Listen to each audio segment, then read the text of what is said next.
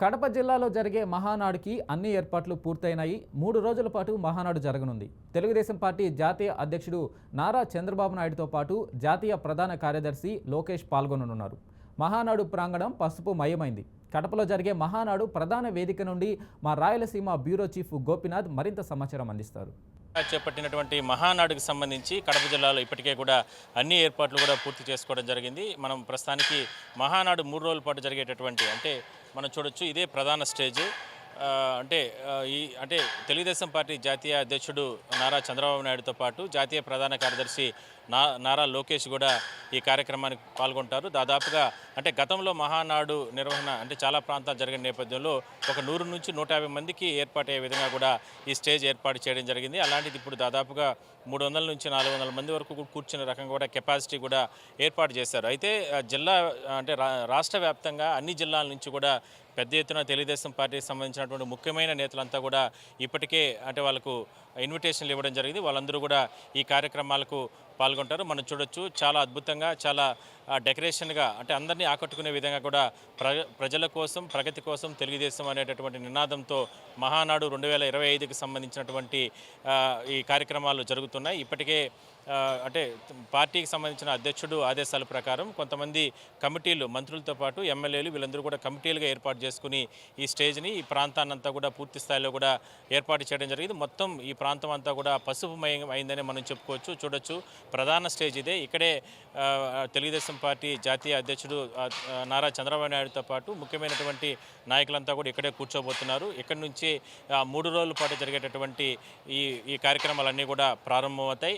అయితే ఇప్పటికే పోలీసులకు సంబంధించి కావచ్చు, అదేవిధంగానే ఎటువంటి అవాంఛనీయ ఘటన లేకుండా, ఎందుకంటే ప్రభుత్వ అధినేత చంద్రబాబు ఈ కార్యక్రమంలో పాల్గొంటారు కాబట్టి ఆయనే పార్టీకి సంబంధించినటువంటి అధ్యక్షులు కాబట్టి ఎటువంటి అవాంఛనీయ ఘటనలు లేకుండా ఇప్పటికే కూడా జామర్స్ని ఏర్పాటు చేసుకోవడం, అదేవిధంగానే డ్రోన్స్తో ఎప్పటికప్పుడు పార్టీకి సంబంధించిన కార్యకర్తలు ఎవరైనా సరే అనుమానిత వ్యక్తులు ఈ ప్రాంతాల్లో తిరిగినా కూడా వెంటనే పసిగట్టే విధంగా కూడా డ్రోన్ సిస్టాన్ని ఏర్పాటు చేసుకున్నారు. అదేవిధంగా ఆక్టోపస్ బలగాలు దాదాపుగా 5,000 మంది పోలీసులతో భద్రతను కట్టుదిట్టం చేయడం జరిగింది. ఇదంతా కూడా స్టేజ్కి సంబంధించి ప్రధాన స్టేజ్ అదైతే మిగిలిన ముందు ప్రతినిధులకు సంబంధించిన సభ ఈ కార్యక్రమాలన్నీ కూడా ఇక్కడ కూర్చుంటారు.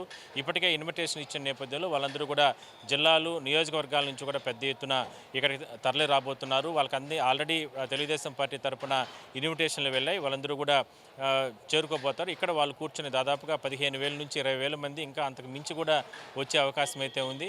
మొత్తం మీద అన్ని ఏర్పాట్లు కూడా పూర్తి చేసుకోవడం జరిగింది. 3 రోజులు ఎంతో ఘనంగా ఎంతో వైభవంగా కడప జిల్లాలో అది వైఎస్ రాజశేఖర రెడ్డి ఉన్నటువంటి ఇక్కడ జిల్లా, అదేవిధంగానే ఇప్పుడు ప్రస్తుతానికి వైసీపీ అధ్యక్షుడు జగన్మోహన్ రెడ్డి ప్రాతినిధ్యం జిల్లాకు సంబంధించినది కాబట్టి ఎంతో ఇక్కడ కార్యక్రమాలు తెలుగుదేశం పార్టీ కేడరు పూర్తి స్థాయిలో కూడా ఇక్కడ కార్యక్రమాలన్నీ కూడా చేసిందని మనం చెప్పుకోవచ్చు. మొత్తం మీద ఈ ప్రాంగణం అంతా కూడా పసుమయమైంది. అదేవిధంగానే అందరినీ ఆకట్టుకునే విధంగా కూడా వచ్చినటువంటి కార్యకర్తలను నాయకులను అదేవిధంగానే ఎందుకంటే మొదటి 2 రోజులు ప్రతినిధుల సభ జరుగుతుంది. మినీ మహానాలు నియోజకవర్గాలు ఇప్పటికే కూడా జరిగాయి.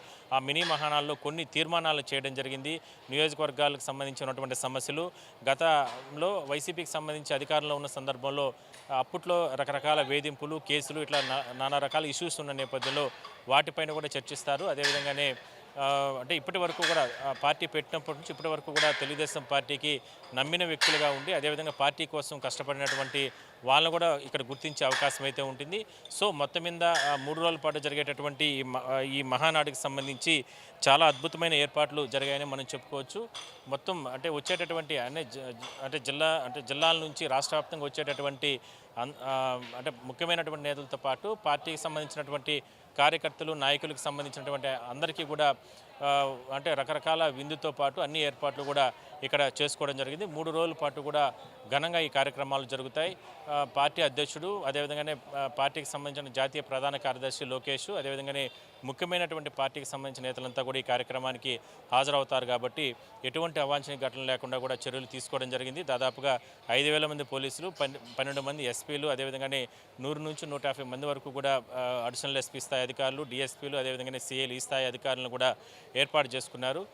సో మహానాడు ఈ సంవత్సరానికి సంబంధించి 2025 సంవత్సరానికి సంబంధించి కడప జిల్లాలో జరుగుతున్న నేపథ్యంలో చాలా చక్కగా ఏర్పాట్లు చేసుకున్నారని మనం చెప్పుకోవచ్చు. అయితే అకాల వర్షం కాస్త ఇబ్బందులకు గురి చేసింది. చాలా ప్రాంతాల్లో భారీగా ఫ్లెక్సీలు ఏర్పాటు చేసిన నేపథ్యంలో ఈ చుట్టుపక్కల ప్రాంతాల్లో ఉన్నటువంటి ఈదురుగాలు భారీ ఈదురుగాల కారణంగా కాస్త అసౌకర్యం అయితే ఏర్పడినప్పటికీ కూడా ఎప్పటికప్పుడు దాన్ని పూర్తి స్థాయిలో కూడా అంటే రెక్టిఫై చేస్తున్నారు. అంటే టెక్నికల్ సిబ్బంది కావచ్చు, అదేవిధంగానే పార్టీకి సంబంధించినటువంటి నాయకులు, కార్యకర్తలు, అదేవిధంగానే మిగిలినటువంటి మంత్రుల బృందం కూడా. సో మొత్తం మీద ఈ కార్యక్రమాలన్నీ కూడా 3 రోజుల పాటు కూడా ఘనంగా జరుగుతాయి. వీడియో జర్నలిస్ట్ నాగార్జునతో కలిసి గోపినాథ్, బీఆర్కే న్యూస్, కడప జిల్లా మహానాడు నుంచి.